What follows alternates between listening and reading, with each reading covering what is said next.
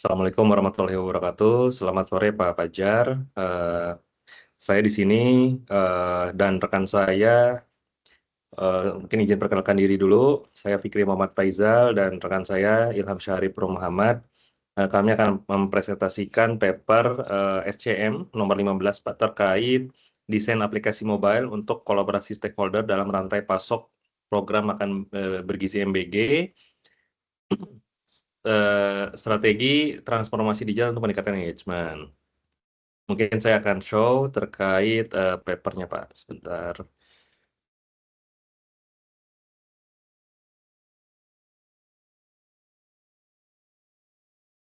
Oke.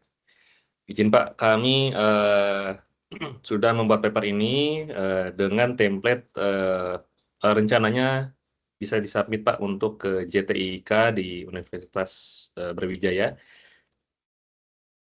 Jadi kami sudah menyesuaikan dengan template paper yang siap submit.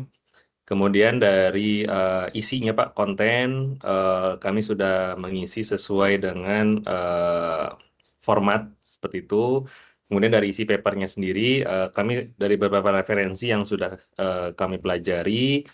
Jadi MBG ini memang terlibat dalam banyak pemangku kepentingan lintas sektor, dari mulai badan BGN-nya, Satuan Pelayanan Pembangunan Gizi, mitra penyedia pangan, kemudian tenaga operasional sehingga penerima manfaat.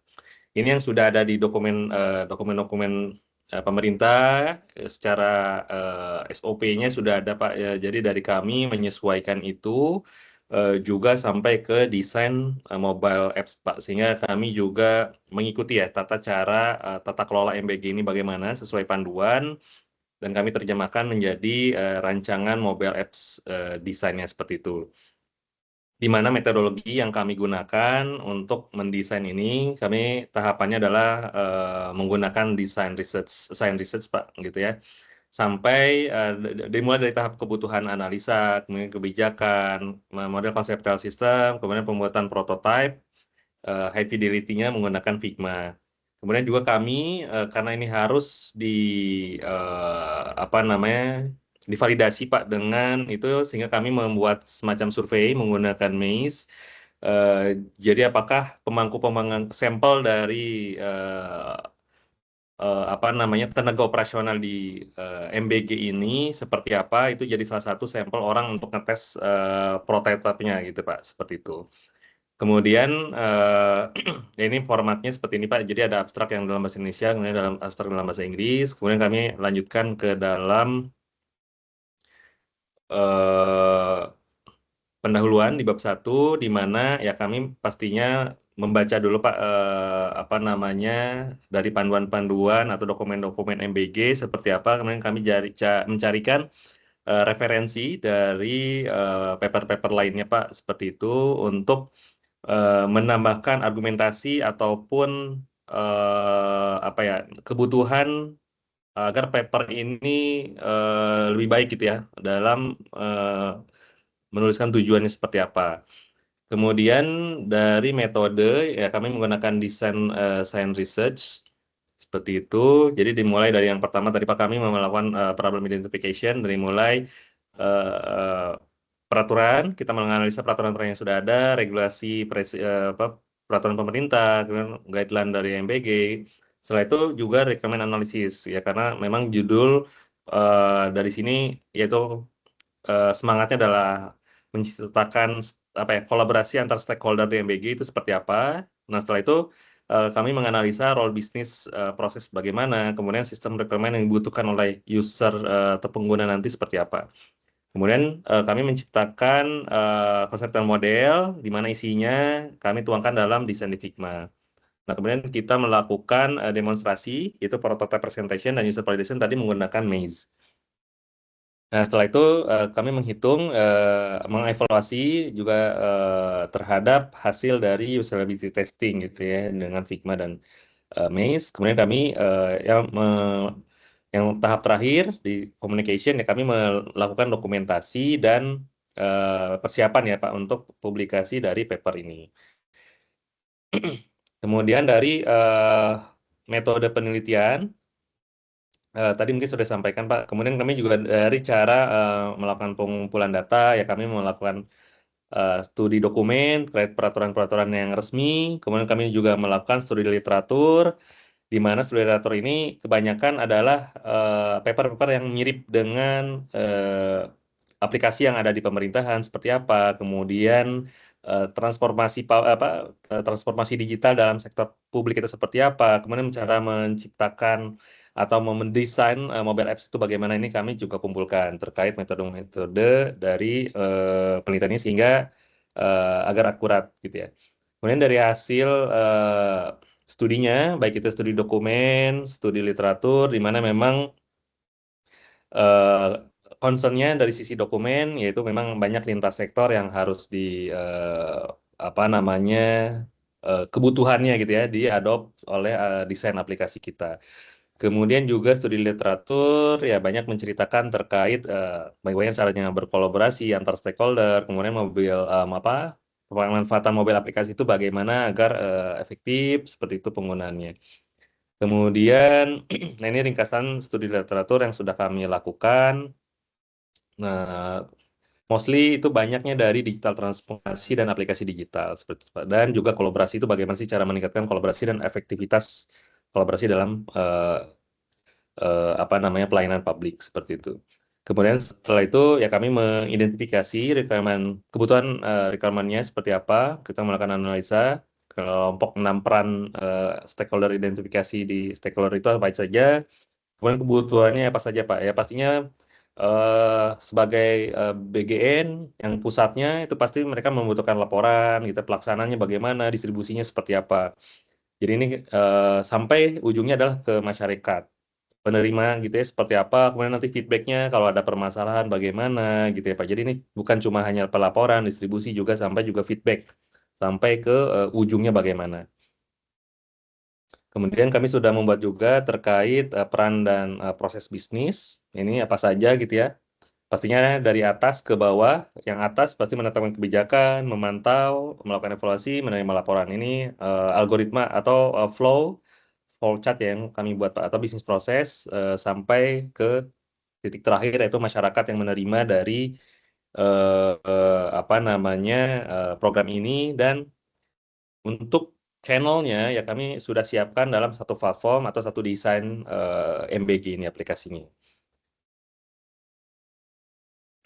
Kemudian mungkin dari sisi tadi Pak tahap konseptual yang kami buat, eh, kami membuat Pak 6 kurang lebih 7 modul gitu ya di dalam desain aplikasi ini, yaitu ada dashboard wilayah gitu ya, kemudian ada modul-modul dalam wilayah tersebut. Turut ini mostly adalah untuk apa pelaporan ya, pelaporan, kemudian memonitoring distribusi atau rantai pasok, juga sampai pelaporannya atau realisasinya bagaimana. Juga ini juga untuk salah satu channel untuk melakukan koordinasi pastinya agar proses distribusi itu lancar, kemudian juga feedback, umpan balik dari masyarakat itu bagaimana sih, itu harus bisa disampaikan gitu ya. Apakah nanti masak makan yang ada yang basi atau ada yang keracunan, itu juga ini justru untuk mencegah gitu ya, koordinasi sehingga pemilihan pasokan gitu ya Pak, itu bisa dimonitoring oleh di aplikasi ini. Mungkin selanjutnya di poin titik 35 itu kan dilanjutkan oleh rekan saya Mas Ilham. Silakan Mas Ilham. Oke, baik, terima kasih Mas Fikri. Nah, di sini saya akan menjelaskan dari poin 3.5 ya, yaitu dari UI UX-nya, desainnya dulu. Di mana pada tahap UI UX desain ini, aplikasi mobile program makan bergizi ini dirancang dengan pendekatan role based interface, di mana tampilan dan fitur yang muncul ini disesuaikan dengan peran masing-masing stakeholder.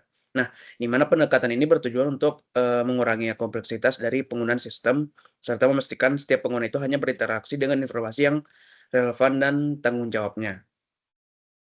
Nah, masuk ke fitur-fiturnya, di mana fitur utama di aplikasi ini, aplikasi mobile ini dirancang memiliki sejumlah fitur yang mendukung proses bisnis di program makan bergizi gratis. Nah, fitur tersebut itu meliputi dashboard kolaborasi, pelaporan distribusi dan realisasi bantuan, monitoring inventory, komunikasi yang berbasis channel wilayah, serta manajemen tugas operasional. Di mana Seluruh fitur ini dirancang untuk saling terintegrasi di dalam satu platform, sehingga dapat memudahkan pertukaran informasi antar stakeholder itu secara real time. Dari mana integrasi ini diharapkan untuk dapat meningkatkan transparansi, mempercepat pengambilan keputusan, dan juga serta mengurangi potensi keterlambatan di dalam kesalahan dalam pelaksanaan program. Nah, kita masuk ke demonstrasi sistem.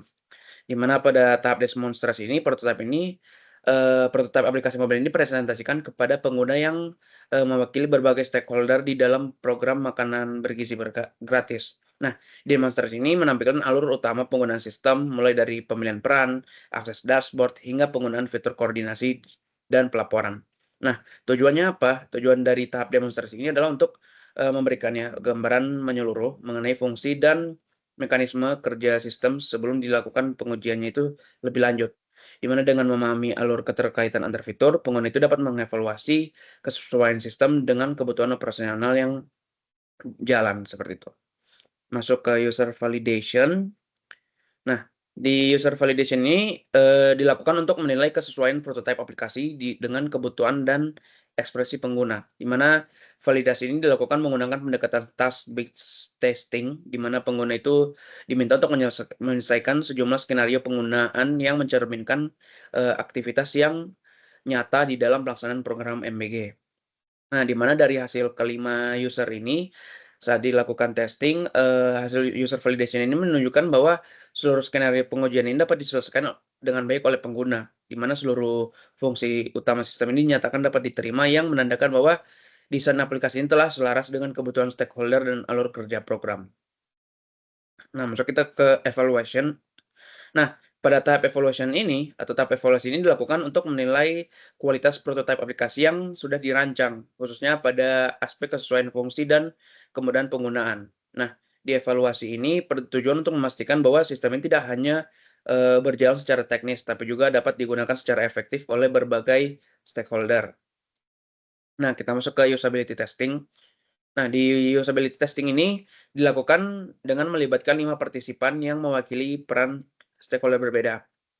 Nah, di pengujian ini dilakukan dengan memberikan serangkaian tugas yang harus diselesaikan oleh pengguna seperti mengakses dashboard, memantau distribusi, menggunakan fitur komunikasi, dan juga mengelola tugas operasional. Nah, di mana hasil dari usability testing ini menunjukkan bahwa seluruh tugas dapat diselesaikan dengan baik dan dalam waktu yang relatif singkat. Selain itu juga, pengguna juga itu memberikan feedback positif terkait kemudahan penggunaan aplikasi, kejelasan alur navigasi, dan konsistensi tampilan antarmuka aplikasi.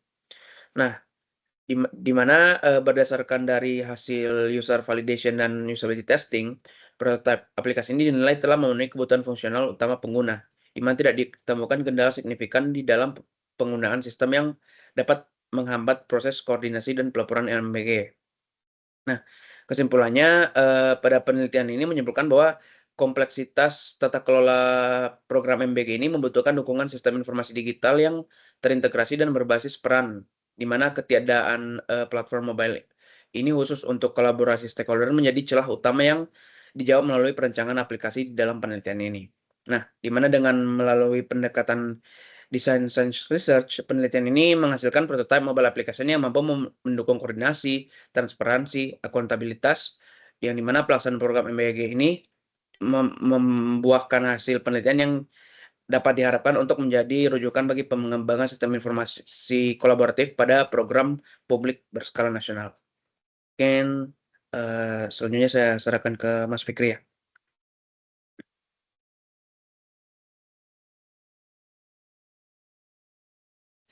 Oke, baik Pak. Terima kasih Mas Ilham. Mungkin izin untuk mengakhiri presentasi ini Pak. Mungkin kami juga akan update di LMS terkait paper ini. Sekian, terima kasih. Assalamualaikum warahmatullahi wabarakatuh.